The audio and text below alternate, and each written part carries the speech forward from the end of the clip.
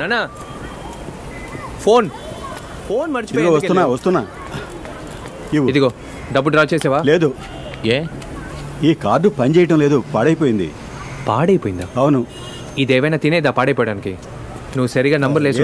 నేను సరిగానే డ్రా చేసి ఆ తర్వాత వెళ్దాం. డబ్బులు రావటం లేదు. ఎందుకు రావు? వస్తాయి. నేను అప్పుడు ఇలాగే చేశాను. నెక్స్ట్ ఏం చేయాలి? ఇప్పుడు పిన్ నెంబర్ నొక్కాలి. కానీ 46 48. రంగస్వామి అంటే ఎవరు? నేనే.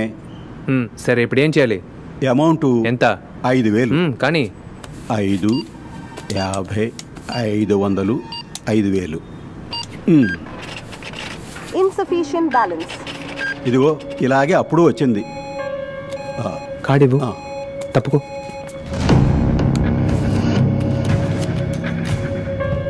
నలభై 48.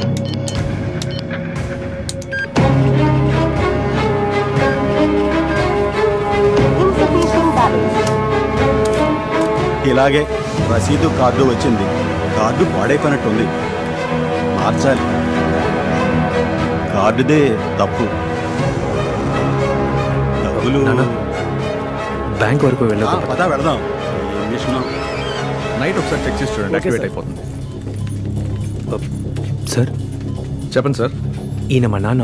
ఈయన అకౌంట్ నుంచి 10 లక్షల రూపాయలు డబ్బు పోయింది సార్. ఏమిటి కన్నా ఏమంటున్నావు? డబ్బు పోయిందా? అంటే పోయిందా? మీరు అమౌంట్ డ్రా చేసి బయటకు వెళ్ళేటప్పుడు ఎవరైనా దొంగలించారా? లేదు సార్, ఆయన అకౌంట్ నుంచే పోయింది సార్. అకౌంట్లో ఉన్న డబ్బు ఎలా పోతుంది? అకౌంట్ నంబర్ చెప్పండి. 8747298472. 98472. వెయిట్ చేయండి, స్టేట్మెంట్ చెక్ చేసి చూద్దాం.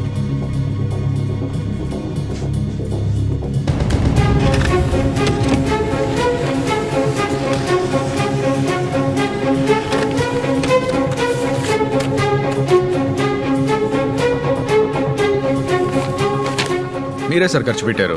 ట్రాన్సాక్షన్ చూడండి.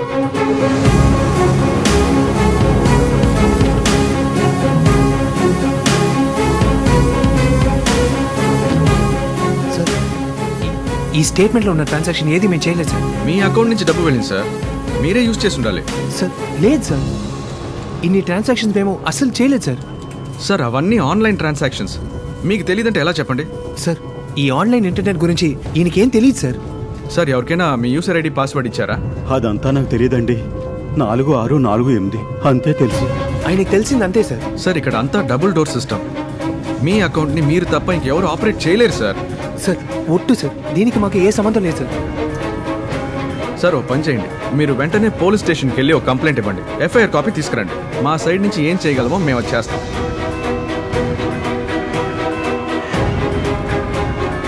ఏంటి కన్నా మనం డబ్బు తీయలేదు, ఈ అకౌంట్లో డబ్బు లేదంటే ఏమిటి అర్థం?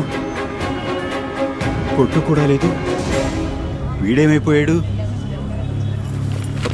సార్ అక్కడ ఒక షాప్ ఉండాలి, ఇప్పుడు లేదు. ఏమైంది? ఓ నెల పాటు ఉండేది సార్, 2 రోజుల నుంచి లేదు.